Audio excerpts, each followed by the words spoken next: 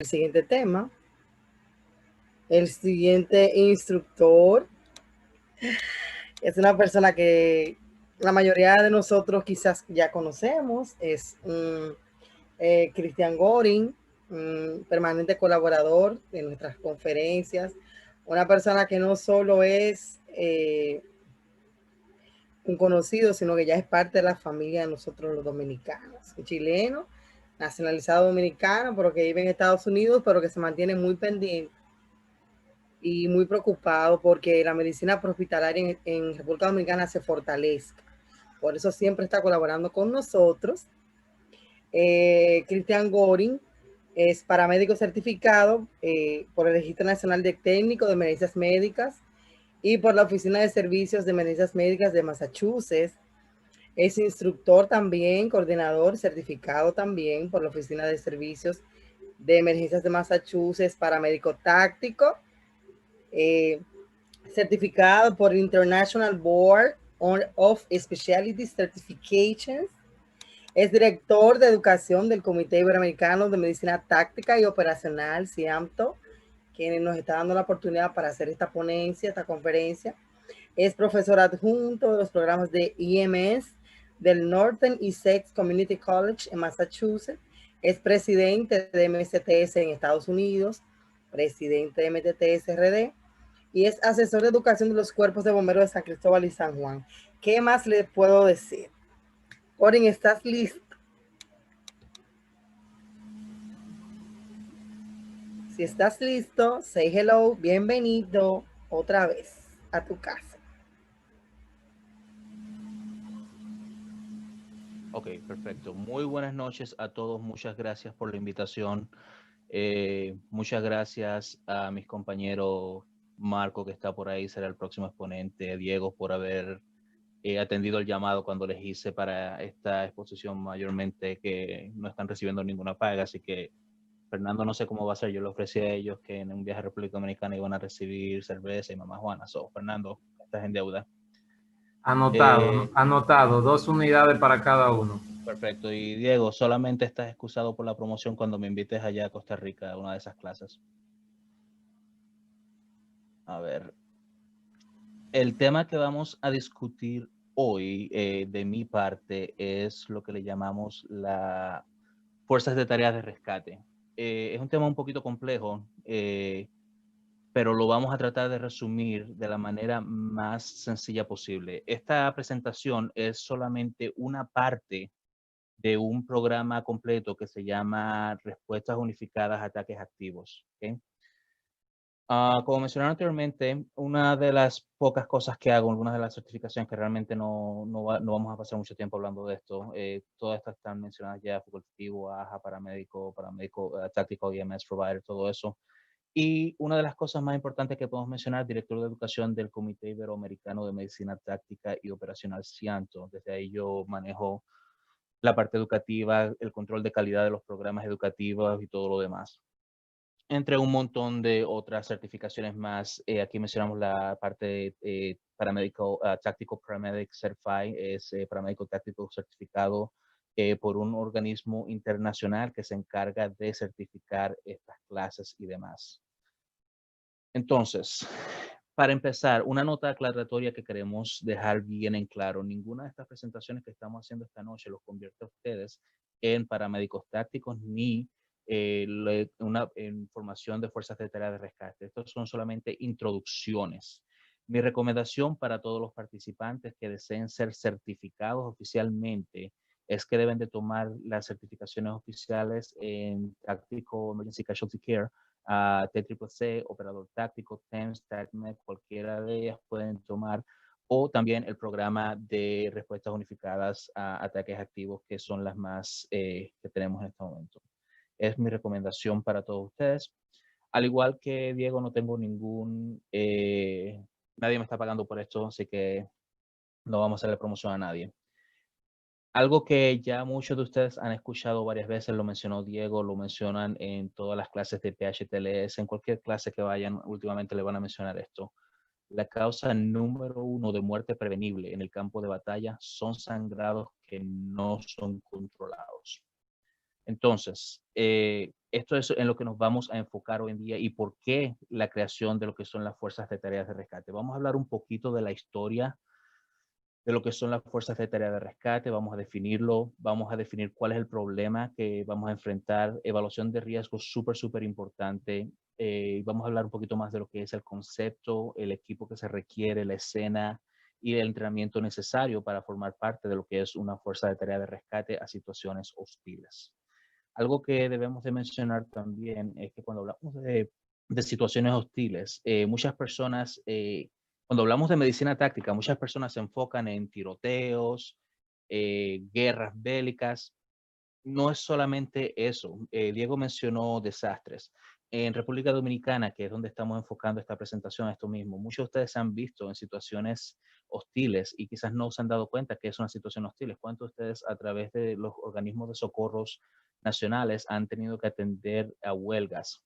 Los que son estudiantes de la UAS conocen exactamente a lo que me refiero.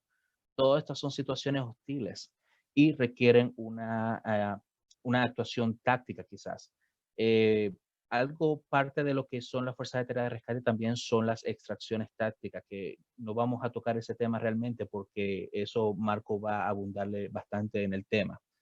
¿Okay? Debemos de recordar, como mencioné anteriormente, que no es solamente tiroteos activos. Ahora sí, las situaciones de tirador activo, que son las que más vemos en las noticias, donde se emplean estas fuerzas de tareas, ocurren en las escuelas principalmente, negocios, centros comerciales, eventos en vivo como han pasado anteriormente. También tenemos los bombardeos, eventos con bajas múltiples. En este caso podemos mencionar lo que son las huelgas, las protestas, ese tipo de cosas, ¿verdad? Ahora bien, ¿qué es una fuerza de tarea? Un grupo de personas o equipos, todos trabajan en conjunto con un mismo fin. Cuando hablamos de fuerzas de tarea de rescate en situaciones hostiles, es una combinación de personal de servicios de emergencias médicas, bomberos, fuerzas del orden, todos con el objetivo en común de tratar y extraer pacientes de situaciones hostiles, ¿verdad? Algo que debemos de mencionar claramente es que cuando vamos a tratar a estos pacientes, hay diferentes zonas que existen. Diego creo que mencionó algunas de ellas. Tenemos lo que le llamamos la zona caliente, la zona tibia, la zona fría. Ustedes como personal de Fuerza de Tarea de Rescate nunca deben entrar en la zona caliente. Ustedes entran a la zona tibia y de ahí hacia la zona fría. Existe el grupo de paramédicos tácticos, que son los que trabajan directamente con los equipos SWAT y demás. Es una de las funciones que me toca a mí, en donde yo penetro la zona caliente. Y el trabajo mío en este caso no es atender víctimas. El trabajo mío es el bienestar del equipo SWAT solamente, ¿verdad? Ahora bien, ¿cuáles son las probabilidades que cualquiera de nosotros responda a uno de estos eventos? Grandísimas. Y siguen creciendo día a día a medida que vamos evolucionando, porque como mencionó Diego, el hombre, la naturaleza humana, si no estamos de acuerdo en algo, lo primero que hacemos, nos vamos a las armas, ¿verdad? El primer dato que tenemos de un tirador activo ocurrió en la Universidad de Texas, Austin, agosto primero de 1966. En este caso hubieron 16 bajas, 32 personas heridas. Se conoce como el shooting del Bell Tower en la Universidad de Texas. Esto fue una persona que fue él fue militar de los Marines, tenía problemas psicológicos, PTSD y todo lo demás, y un día decidió subirse allá arriba, luego de haber primero asesinado a su esposa, subió allá arriba a la torre y desde allá empezó a disparar. Acá vemos la torre, un punto estratégico en caso de una persona que quiera hacer un tiroteo, y desde acá empezó a disparar en diferentes direcciones, creando 16 bajas, 32 personas heridas, ¿verdad? El otro caso más importante que tenemos, por cierto, vamos a discutir solamente 4. Hay muchísimos casos de tirador activo, solamente vamos a enfocarnos en 4. El otro caso súper importante para nosotros entender la historia es lo que ocurrió en la escuela secundaria de Columbine en Colorado. Ocurrió en abril 20 de 1999. En este caso hubieron 32 bajas, 24 heridos, 21 personas por armas de fuego, ¿verdad? Ahora, algo que quiero que vayan pensando, ¿cuánto tiempo ustedes creen que duró la matanza en este evento? Vamos a discutirlo en un momentito también. Creo que está en el siguiente slide. Acá tenemos una cronografía de lo que ocurrió. No vamos a discutir la cronografía entera, pero algo que quiero que se enfoquen es, acá primero vemos, a las 11:19 es cuando inició el evento, ¿verdad? A las 11:22 tuvimos la respuesta policial. A las 12 en punto, prácticamente 40 minutos, 41 minutos después, fue cuando el equipo SWAT llegó a la escuela, ¿verdad? A las 12:08 los atacantes cometieron suicidio. Prácticamente 50 minutos más o menos de matanza, ¿verdad? Pero no fue algo importante. Casi una hora después, cuando 2 equipos SWAT penetran a la escuela, ya tenemos una hora de que los atacantes cometieron suicidio. No hay ninguna amenaza en el momento y esperamos una hora por completo para penetrar dentro de la escuela. ¿Cuántas personas creen ustedes que murieron en esta parte? Vamos a discutirlo en un momentito también, ¿verdad? La escuela no fue declarada zona segura hasta las 4:30 de la tarde, casi 5 horas, 10 minutos después de que inició el evento, ¿verdad? Recuerden, una persona puede morir desangrada en 5 minutos o menos dependiendo de dónde sea la herida. Vamos a tomar esto en cuenta. Esta es una foto de seguridad de dentro de la escuela. Estas fueron las 2 personas que fueron atacantes. Ellos eran estudiantes de acá de la escuela y ellos fueron que crearon toda la matanza. La matanza realmente duró unos 20 minutos. Los otros minutos duraron solamente caminando alrededor de la escuela antes de cometer suicidio. Esto fue la escena que se vio en las partes de afuera de la escuela. Vemos una persona herida aquí, una baja, y personas encubriéndose. Acá tenemos un oficial de policía, ¿verdad? Es algo bastante común que vemos. Esta es otra persona. Esta persona era una persona inválida, fue atacada, sobrevivió y luego fue, perdón, extricada o extraída por la ventana por equipo SWAT, ¿verdad? Entonces, si nos enfocamos en el punto de vista táctico de toda esta operación, fue todo un éxito. Desde el punto de vista SWAT, desde el punto de vista táctico, fue completamente un éxito. Ellos hicieron lo que tenían que hacer. Llegaron a la escuela, estuvieron en stand-by y acordonaron el área para que nadie penetrara ni nadie saliera del área. Todo un éxito, ¿verdad? Pero, ¿qué pasa desde el punto de vista de nosotros como respondedores de emergencias médicas? Fue un fracaso total. Murieron demasiadas personas que no debieron de haber muerto en este caso. Como mencioné anteriormente, los tiradores terminaron la matanza unos 20 minutos, caminaron por la escuela otros 30 minutos y se suicidaron al minuto 49, ¿verdad? Un montón de tiempo antes de que pudieran declarar la escuela por completo una zona fría. Tenemos el caso de uno de los profesores, el señor William David Sanders, recibió impactos de bala en el pecho y el cuello. Esta persona murió desangrada pidiendo ayuda. De hecho, personas que estaban con él escribieron en un pedacito de blanco, de plástico, hay una persona desangrándose a morir, que es este que vemos acá. Este es parte de la evidencia. One bleeding to death. Una persona desangrándose a morir. Es en relación a esta persona que acabo de mencionar. Y sin embargo, nadie atendió ese llamado para ir y empezar evacuaciones, empezar el tratamiento de estas personas. Otro caso famoso, tenemos Aurora, Colorado, julio 20 del 2012. 12 bajas, 70 heridos. 58 personas por heridas de bala, 4 personas gas pimienta, 8 personas escapando de la escena. Claro, van a correr, van a herirse, van a caerse, ¿verdad? Parte del problema en esta escena fue mala coordinación entre los servicios de emergencias médicas y servicios policiales. Tenemos que las ambulancias fueron obstaculizadas en el parking, por lo tanto no pudieron extraer personas, no pudieron llegar rápido a las personas, entonces eso creó más caos del necesario y a consecuencia más bajas de las necesarias. Este evento, la primera llamada de emergencia se recibió a las 12:39 de la medianoche. A las 12:41 la primera unidad se reportó a la escena, que estaba por ahí cerca, y a las 12:45 el sospechoso fue detenido sin resistencia. Estamos hablando de más o menos unos 6 minutos antes que la escena fuera asegurada, ¿verdad? Otra escena famosa que tenemos es el Sandy Hook Elementary School. Esa queda acá cerca de donde vivo, en Connecticut queda, diciembre 14 del 2012. Hubieron 26 bajas, 2 personas heridas. De todas esas bajas, 20 niños y 6 adultos, ¿verdad? Una persona penetró a la escuela, inició la matanza. Si nos vamos a la cronología de eventos, a las 9:35 el sospechoso ingresa a la escuela. La primera llamada a unos 40 segundos después.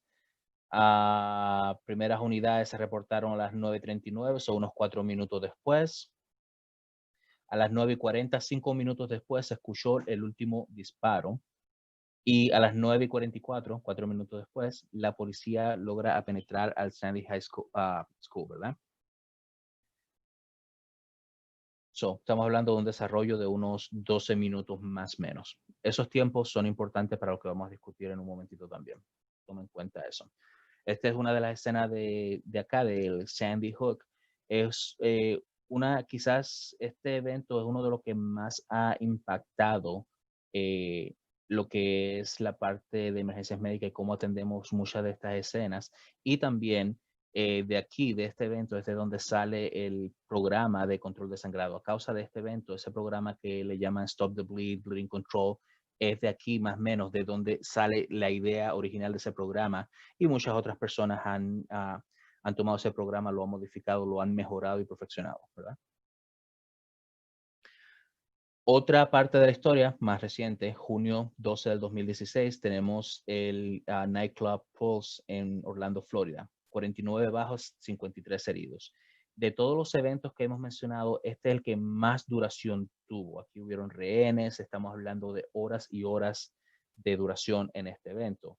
Como podemos ver, el inició a las 2:02 de la mañana y el atacante fue neutralizado a las 5:17, casi 3 horas y pico, ¿verdad? Por diferentes razones. Esta es una de las excepciones a la regla. Estas son escenas del Pulse Nightclub. Este es un club particular. Una persona ingresó allá adentro. Esta persona reclamó afiliación a las personas que causaron el bombardeo en Boston, al Slam y todo eso. Y allá adentro empezó una matanza. Un lugar cerrado, medianoche, medianoche, perdón, oscuro. Creó confusión también. Hubo un montón de detalles acá que no ayudaron para nada. Esta es parte de la escena. Por acá es por donde penetraron los oficiales para asegurar el área. Horas y horas después, esta es una foto de la cámara del cuerpo que tenía uno de los oficiales SWAT cuando penetraron dentro ya de la escena. Y personas siendo extraídas de la escena por otras personas que estaban presentes en la escena. Ninguno de ellos era personal de servicios de emergencias médicas. Lo último que vamos a discutir en parte de la historia es el tiroteo en Las Vegas, octubre 1 del 2017. Esta persona se hospedó en uno de los hoteles de Las Vegas, donde tuvo vista directa a lo que era el festival musical de la Ruta 91 Harvest.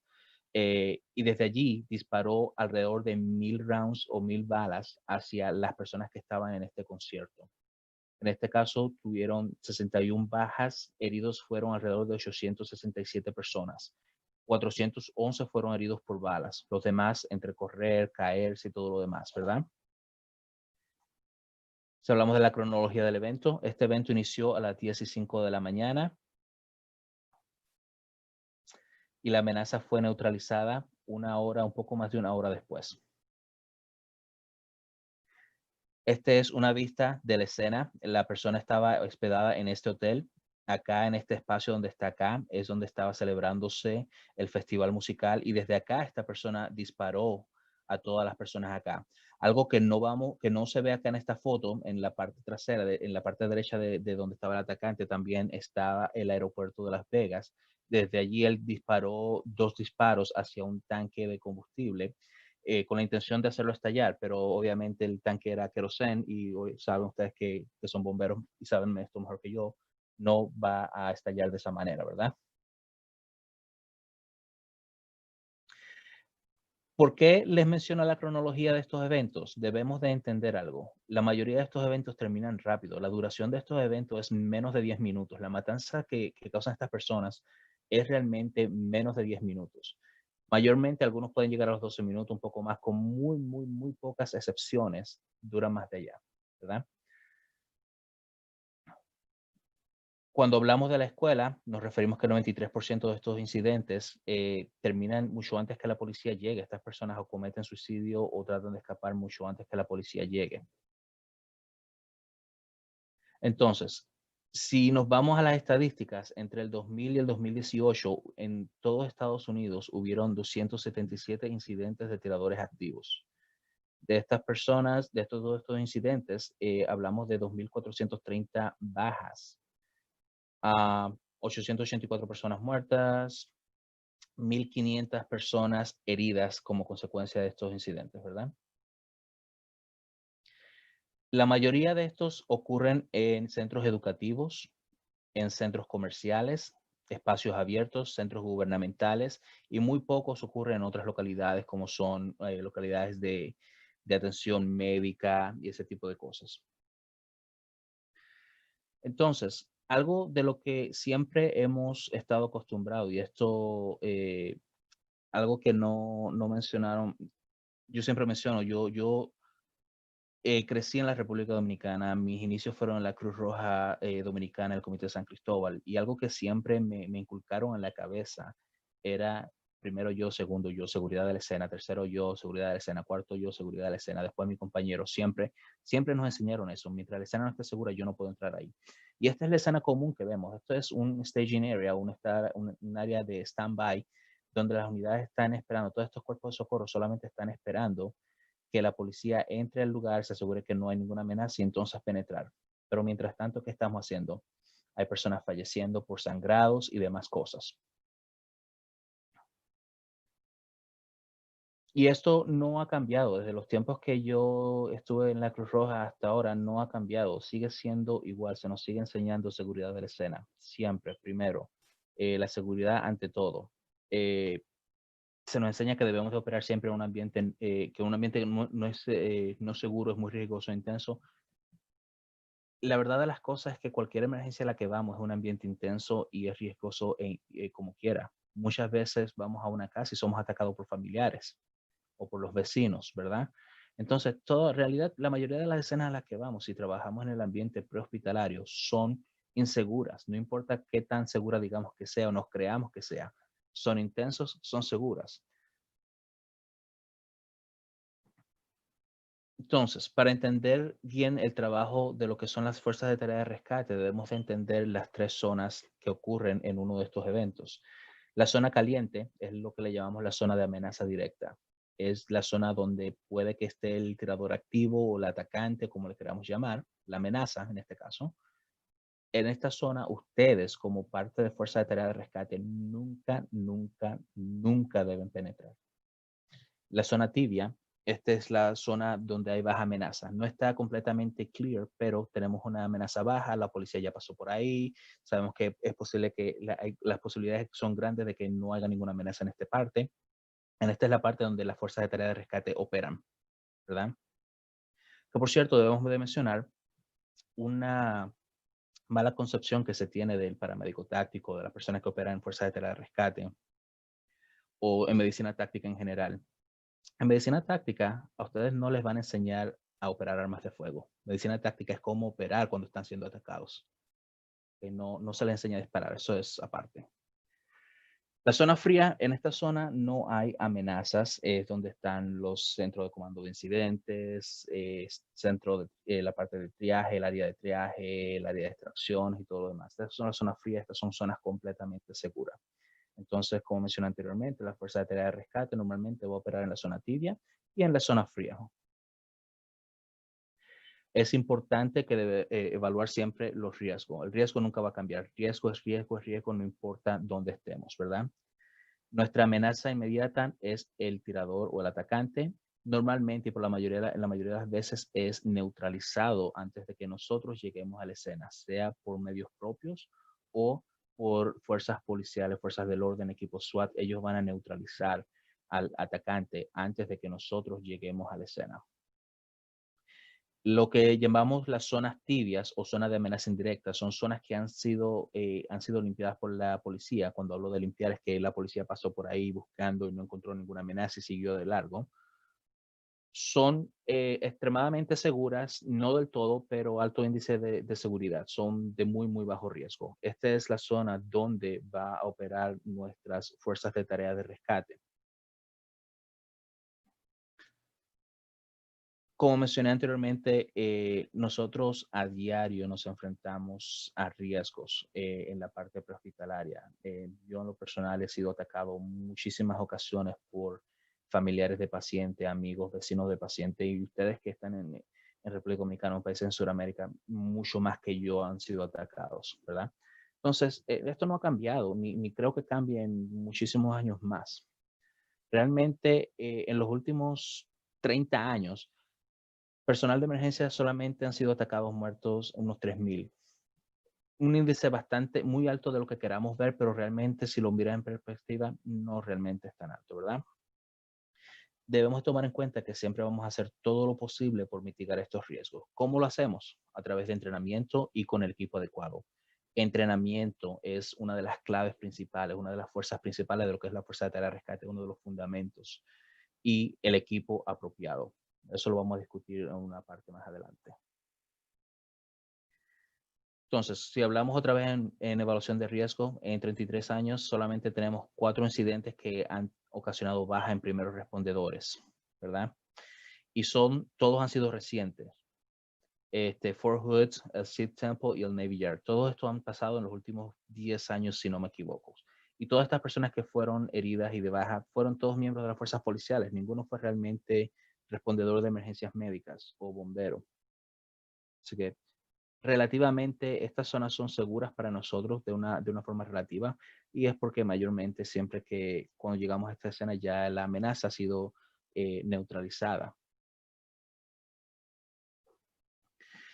Esto es basado en estadísticas. Los perpetradores generalmente evitan las fuerzas policiales, por lo tanto no deben esconderse. La motivación de ellos es matar a quienes no pueden defenderse o están desarmados. Son unos cobardes, la verdad de las cosas. Normalmente tienden a rendirse y en la mayoría de los casos cometen suicidio antes que sean enfrentados por las fuerzas policiales. Así que los riesgos a emboscadas son muy bajos. Ahora, también es importante mencionar acá, esto no estamos hablando de terrorismo. Si hablamos de terrorismo, estamos hablando de múltiples dispositivos y todo lo demás. Esto solamente son amenazas activas. Terrorismo ya es una clase completamente aparte. Para mitigar los riesgos para nosotros, lo importante es siempre el entrenamiento apropiado. Cuando hablamos de entrenamiento, es importante tener un acercamiento con las fuerzas policiales y las fuerzas de respuesta y que se entrene en conjunto. No sacamos nada con que las fuerzas policiales entrenen por un lado, los cuerpos de socorro por otro lado. Debemos de entrenar en conjunto y mantener la comunicación. Quizás no es uno de los momentos en que vamos a ponernos a discutir quién es el que va a mandar más en la escena, quién es el jefe del incidente, no es el momento realmente. Esta es una escena súper, súper delicada y no podemos ponernos a discutir en este momento. Si nos llevamos por las guías de lo que es de los sistemas de comando de incidente, en Estados Unidos por ley, por lo menos en el estado donde yo vivo, siempre el comandante del incidente es el jefe o el oficial más alto del cuerpo de bomberos. Pero en la misma ley establece que si es un caso de tirador activo, de ataques activo, entonces ese mando pasa al oficial de policía más alto, ¿verdad? También, como parte de esto, en la evaluación de riesgos y mitigar riesgo, es importante, súper, súper importante, tener el equipo de protección balística apropiado. Recuerden algo, no somos Superman, no somos a prueba de bala, ni nada de eso. Debemos de tener equipo apropiado. De otras maneras, no deberían en ningún momento entrar a la zona tibia. El concepto de fuerzas de tarea de rescate inició hace unos años ya en el Departamento de Bomberos de Arlington, Virginia. Y esto fue creado por la policía, cuerpos de bomberos, servicios de emergencias médicas, todos en conjunto. Y desde ahí se ha expandido a muchísimas localidades en Estados Unidos. De hecho, la mayoría de los estados, si no me equivoco, todos, usan el concepto de lo que son fuerzas de tarea de rescate. Y esto no es nada más que desplegar fuerzas o equipos en conjuntos donde hay oficiales de policía y personal paramédico para atender víctimas. Y cuando hablo de atender víctimas, realmente lo único que se hace es colocar torniquetes, extraer, ¿verdad? Esto ha sido avalado por diferentes organizaciones sumamente importantes. Tenemos lo que es seguridad, Homeland Security en Estados Unidos, la Asociación Internacional de Jefes de Bomberos, el Departamento de Homeland Security, como mencioné anteriormente, el Departamento de Justicia, la Administración de Fuegos de Estados Unidos, la Asociación Internacional de Policías, Asociación Internacional de Cuerpos de Bomberos. Todos ellos creen y apoyan el concepto de fuerzas de tarea de rescate porque cumple el objetivo que deseamos, que es prevenir muertes innecesarias, llegar al paciente lo más pronto posible y prevenir muertes innecesarias. Entonces, lo que es importante es el tiempo. Cuando llegamos a la escena debemos de ya ir preparados, desplegar nuestra fuerza de tarea de rescate. Por eso es que se usa el entrenamiento constante.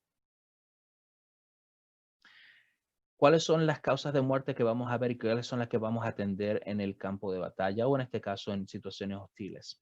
Debemos de tomar en cuenta 15% de las bajas en combate son por heridas tratables, ¿verdad? 9% son sangrados periferales, torniquetes. Los torniquetes salvan vidas. Sé que aún en algunas partes de Latinoamérica son un poco reacios a la aplicación de torniquetes porque siempre se ha dicho, si aplicas un torniquete, la persona pierde la extremidad. No es cierto. Una persona puede tener un torniquete por varias horas. Los torniquetes salvan vidas, ¿verdad? Neumotórax abierto o atención. Ya Diego había hablado un poco de lo que son los neumotórax abiertos de atención, cómo lo vamos a tratar, ¿verdad? Obstrucción de la vía aérea es solamente el 1%. Y cuando hablamos de obstrucción de la vía aérea, realmente a lo que nos referimos es una persona inconsciente en posición supina y la lengua es la que cae hacia atrás y bloquea la vía aérea. ¿Qué podemos hacer por esta persona? Colocarle una cánula orofaringea, una esofaringea para abrir la vía aérea y movernos a la siguiente persona. Esta es una de las bases también de la Fuerza de Tarea de Rescate, es tener conocimiento sólido del triaje del paciente. No puedo quedarme como paramédico, yo sé que si me quedo a atender a este paciente, yo puedo salvar a este paciente, pero el tiempo que me va a tomar en salvar a este paciente, ¿cuántas personas se me van a morir? Debo de reconocer cuáles son las heridas tratables, manejarlas de manera rápida y moverme a la siguiente persona, ¿verdad? De hecho, en muchos casos, cuando se hablan de heridas tratables o de hemorragias periferales, se le puede entregar, si la persona tiene conocimiento de torniquete, se le pregunta obviamente, se le entrega el torniquete para que ellos lo apliquen y uno sigue el rumbo. En la Fuerza de Tarea de Rescate es, como mencioné anteriormente, integración de fuerzas policiales y personal IMS. La policía, el trabajo de ellos, que es los que son parte de la Fuerza de Tarea de Rescate, están solamente asignados. El único trabajo de del policía asignado a la Fuerza de Tarea de Rescate es la seguridad del personal de emergencias médicas. Ellos van a guiar el personal al punto donde están los heridos y están designados para detener más muertes realmente. Estas fuerzas de tarea de rescate normalmente están compuestas de 2 a 4 paramédicos y 2 a 4 oficiales de policías. Tenemos oficiales al frente y en la retaguardia el personal paramédico va en el centro y el personal de policía tiene una vista en todas las direcciones para prevenir amenazas. El trabajo de ellos, como mencioné anteriormente, es protección del personal de emergencias médicas. En ningún momento el personal policial debe de tocar un paciente. Ese es el trabajo que le corresponde al personal de emergencias médicas. El trabajo de ellos no es atender pacientes. Si se detienen a atender pacientes, se descuidan del área que ellos tienen que proteger, ¿verdad? Para tener una idea, este es un ejemplo de una fuerza de tarea de rescate compuesta de 5 personas, 2 policías, 2 al frente, 1 en la retaguardia y 2 paramédicos, ¿verdad? Estos 2 oficiales siempre van a estar en este punto y tienen visión hacia todos lados. El oficial de la retaguardia también. Y ellos se van a encargar de la protección de estos 2 paramédicos que vemos acá. Debemos de entender que en situaciones hostiles la policía siempre va a tomar el liderazgo. No es cuestión de quién tiene más rango, no es cuestión de nada de eso. El oficial de policía con más alto rango en ese momento es el que va a tomar el más rango. No importa si hay un coronel de los bomberos y el policía es un teniente. El policía va a tomar el rango. El trabajo de ellos realmente es detener la matanza. La primera fuerza policial en la escena, que es lo que vamos a llamar fuerza de choque, fuerza de contacto, ellos no van a ser parte de la fuerza de tarea de rescate. El trabajo de ellos es penetrar en la escena y detener la matanza. ¿Cómo van a detener la matanza? Bien sencillo, localizar la amenaza y neutralizar la amenaza. Como debemos entender también, al inicio de operaciones o en una situación hostil, los recursos van a ser limitados. No sabemos a lo que estamos llegando, por lo tanto, no se despacha tanto personal. Entonces, el primer personal que llega reconoce la escena, informa por radio, se envía más personal. Entonces ahí se crea la fuerza de contacto o fuerza de choque, entra a la escena y van a asegurar la escena. El trabajo de ellos es asegurar la escena. Ellos cuando penetran en ningún momento se detienen a atender pacientes, es asegurar la escena. Aquí es cuando hablamos del equipo SWAT. Aquí van a tener todos los miembros del equipo SWAT más un paramédico SWAT asignado a ellos. Esta es una escena de lo que se puede ver en esta situación. Vemos víctimas por todos lados, pero nuestra equipo de choque solamente sigue de largo, no se van a tener en ningún momento a atender a nadie. El trabajo de ellos es detener la situación que está pasando o neutralizar el atacante. Este es otro ejemplo que vemos de una fuerza de tarea de rescate. En este caso vemos 3 oficiales al frente, 2 personal paramédico y un oficial en la parte o en la retaguardia, todos asegurándonos que el área esté segura y protegiendo a nuestro personal paramédico.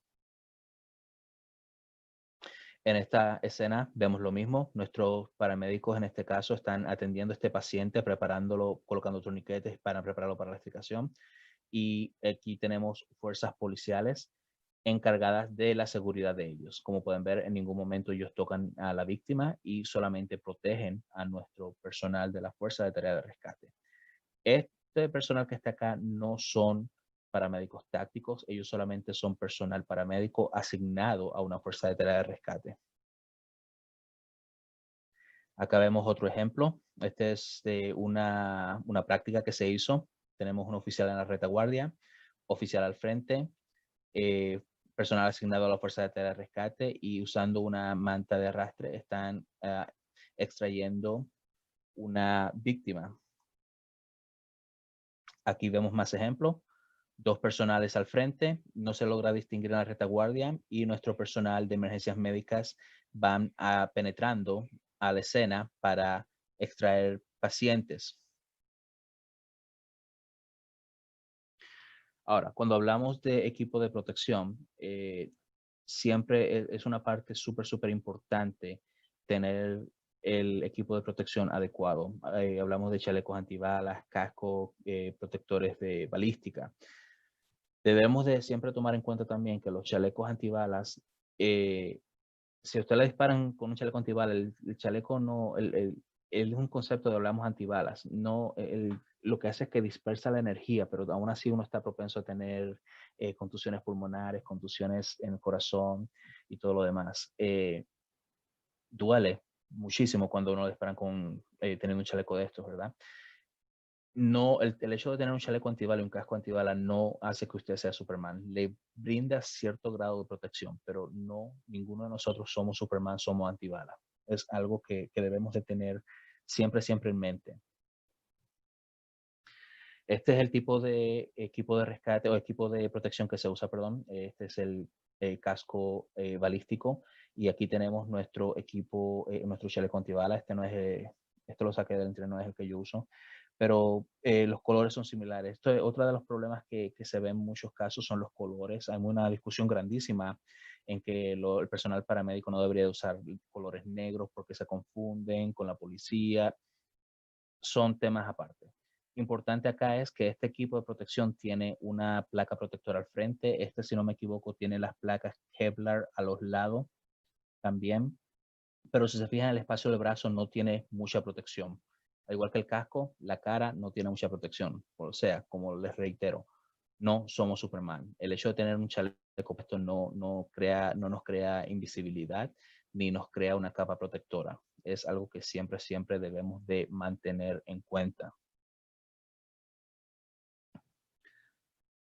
Como mencioné anteriormente, el primer equipo de la policía es lo que llamamos el equipo de contacto o la fuerza de choque. El trabajo de ellos es movilizarse dentro del edificio, identificando áreas vía radio y el sistema, el comando de incidente afuera. Ellos se van a ir encargando de identificar estas áreas dentro del mapa, cuáles áreas están son áreas de baja amenaza versus cuáles son zonas calientes. Y ahí es donde se va a empezar a movilizar la fuerza de tarea de rescate para entonces mantener comunicación constante, ¿verdad? En muchos casos se podría necesitar varios equipos de contacto y en muchos casos están disponibles dependiendo de dónde ocurra esta situación hostil y qué tan grande es la fuerza policial que hay en el momento en la ciudad o en el pueblo. Muchas veces van a tener también ayuda mutua de otros pueblos. Entonces, súper importante, comunicación en estos casos, súper importante también. Los oficiales asignados a la Fuerza de Tarea de Rescate, como mencioné anteriormente, su tarea principal es la protección del personal de emergencias médicas. Ellos también van a tener, sí, un poco de búsqueda en las amenazas secundarias, no muy profundas realmente, pero el trabajo de ellos es asignado al personal paramédico que está acá. Ellos no tienen que cargar a nadie, no tienen que asistir a ningún paciente, no tienen que atender ningún paciente. El trabajo de ellos es protección solamente.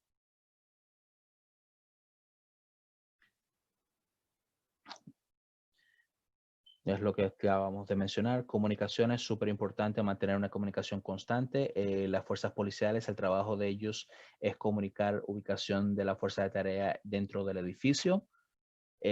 Dar actualizaciones sobre ubicación de heridos, posibles amenazas y cuáles son las actividades del equipo. En la parte de los paramédicos, personal, IMS, bomberos, como la queramos llamar, el trabajo de ellos es notificar, la parte en comunicación, el trabajo de ellos es notificar el número de bajas y heridos. Dos trabajos diferentes que debemos de siempre mantener en cuenta. No queremos crear comunicación innecesaria.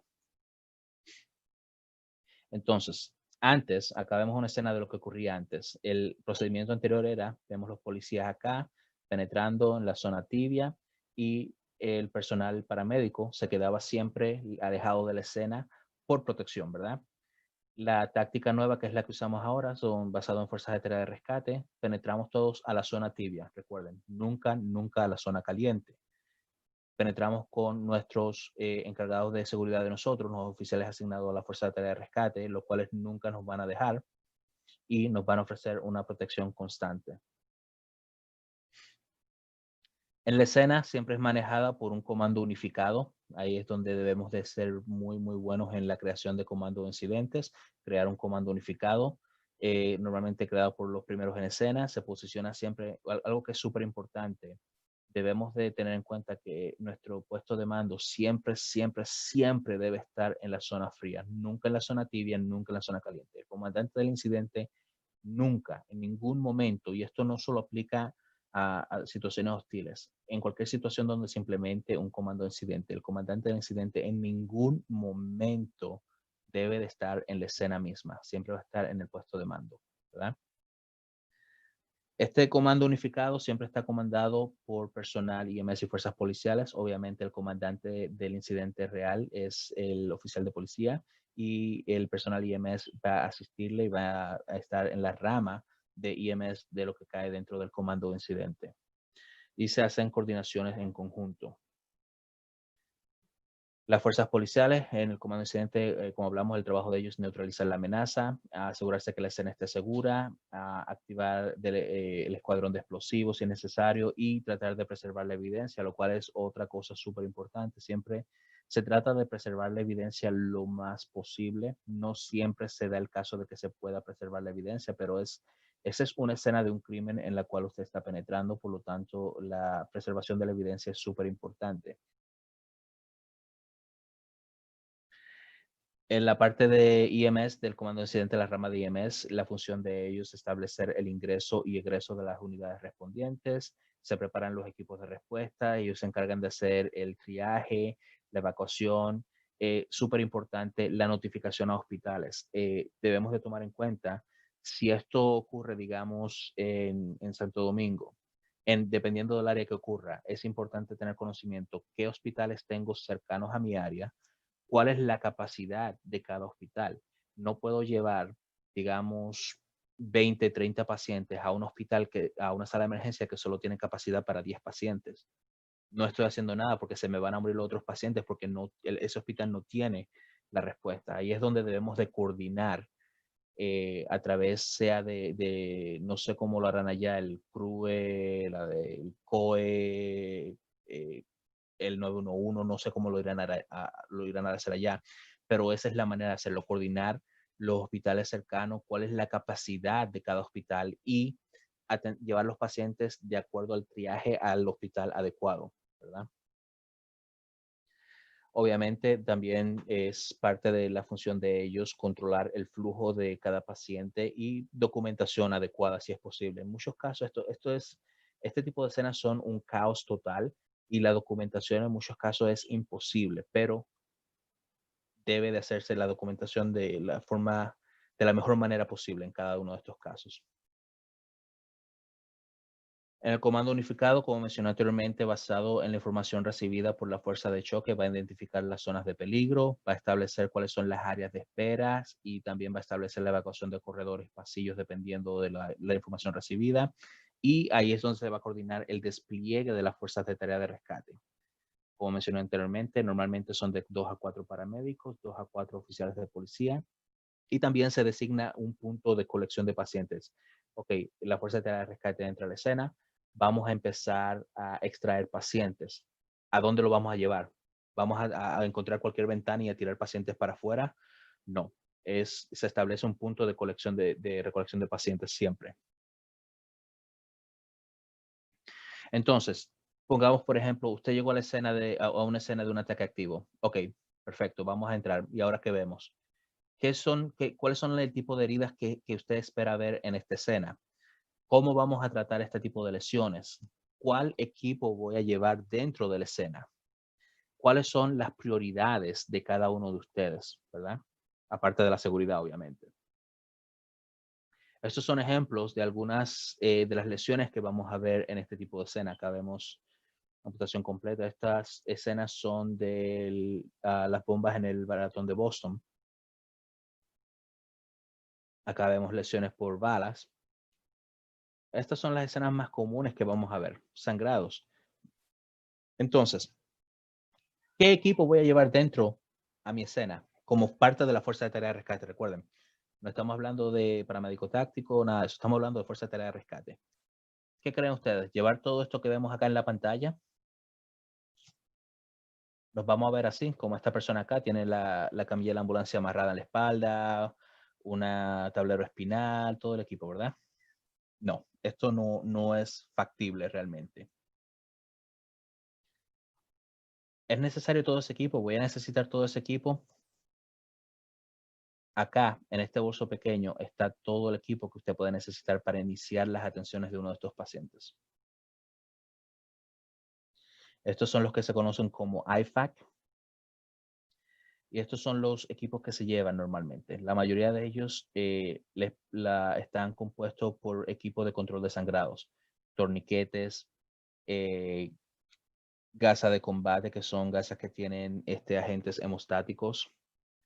Por acá veo bisturís, más gasas de combate con agentes hemostáticos. Esta es aguja para descomprimir pechos, más gasa de combate, Quick Club, más gasas, más tijeras. Esto es realmente lo que vamos a necesitar como equipo primordial para atender a estos pacientes, ¿verdad? Mucho torniquete, mucha gasa táctica, control de sangrados. Cánula orofaringea, nasofaringea. Yo prefiero en estas situaciones la nasofaringea realmente. Esto es lo que vemos. Torniquetes, gasa táctica o gasa de combate, como le queramos llamar. Cuchilla, tijera. Acá está la cánula nasofaringea con su lubricante, agujas para descomprimir pechos.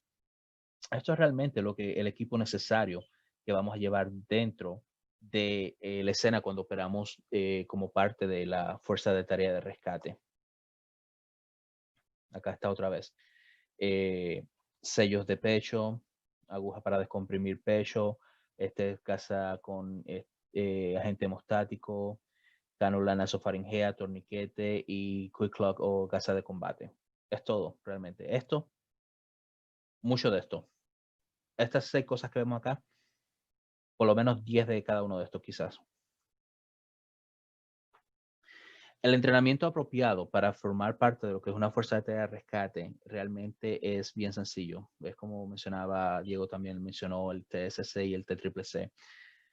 El TSC es su mejor herramienta para ustedes como civiles. Es el entrenamiento que deberían de recibir. Está basado en evidencia, en las mejores prácticas de atención y el comité de TSC siempre hace evaluaciones constantes y hacen upgrades constantes de todas las guías de ellos.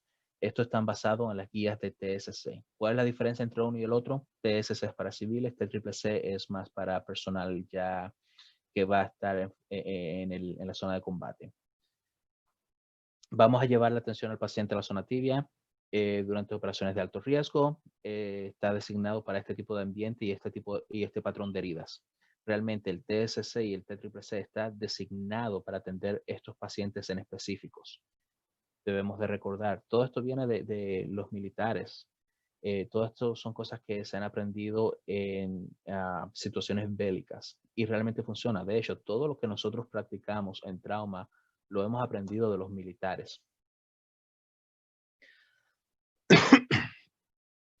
Nuestra respuesta estratégica siempre es crítica. Usamos el principio TREV. Muchas personas usan el principio Marsh.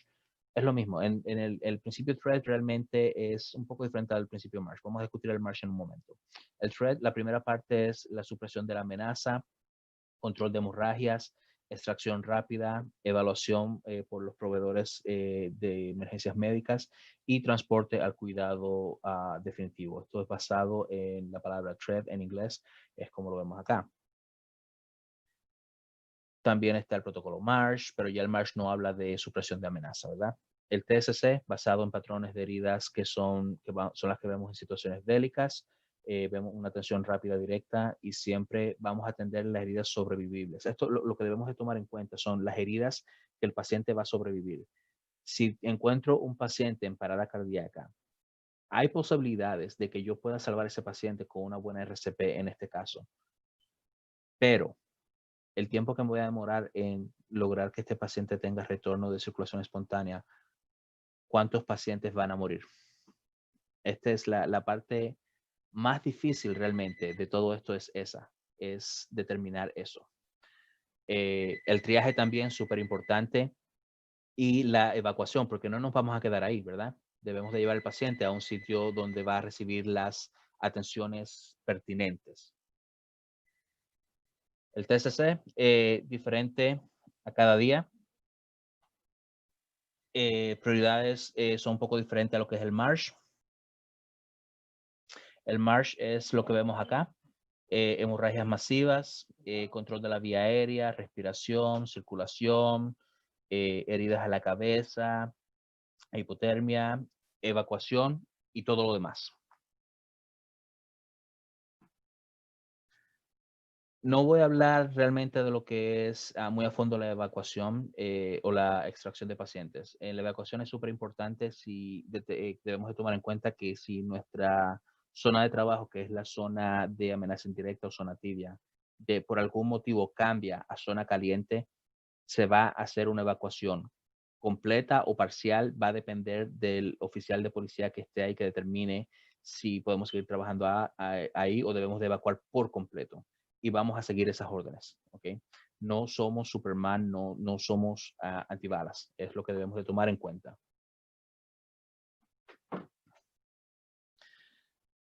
Entonces, el concepto de fuerzas de tarea de rescate, realmente la idea es mejorar la supervivencia de nuestros pacientes, hacer una evacuación más expedita, llevar atenciones rápidas a nuestros pacientes para tratar de incrementar el número de sobrevivientes en estas situaciones. Algo que siempre he visto por ahí, bajo presión, no te elevas a la altura de la ocasión, te hundes al nivel de tu entrenamiento. Por eso entrenamos tan duro. Esta es una frase anónima atribuida a un Navy SEAL y es realmente, aplica por completo al concepto de fuerzas de tarea de rescate. Y no solo eso, sino también a todo lo que es medicina prehospitalaria. Entrenar duro para esas situaciones donde el estrés está ahí, donde vamos a estar bajo presión. Ahí es donde vamos a demostrar nuestro entrenamiento, ¿verdad? Eso es todo de mi parte. acá pueden ver mis redes sociales. Ahí siempre publico, en mis redes sociales publico siempre todos los seminarios, webinars en los que participo. Pueden seguirme en cualquiera de ellas. También está mi información, mi emails para que puedan comunicarse conmigo si tienen alguna pregunta, alguna duda. Y ahora le doy paso a los moderadores para que puedan pasar a la parte de preguntas.